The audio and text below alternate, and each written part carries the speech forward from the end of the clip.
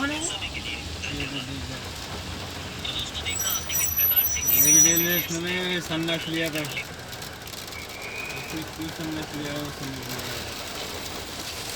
संन्यास लेने का तो टाइम नहीं हुआ था।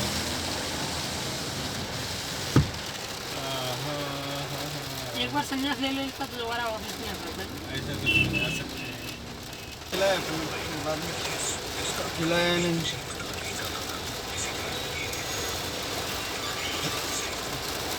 मैं इसको पंजाब से कहता भाई। पंजाब भाई ये तो सीधा नहीं है।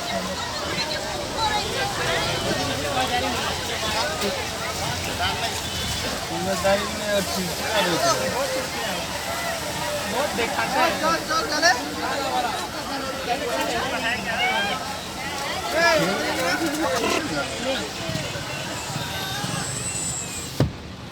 दो तीन साल पहले गया था, आ गया था ना, पहले में आदमी जीरो के आउट हो गया।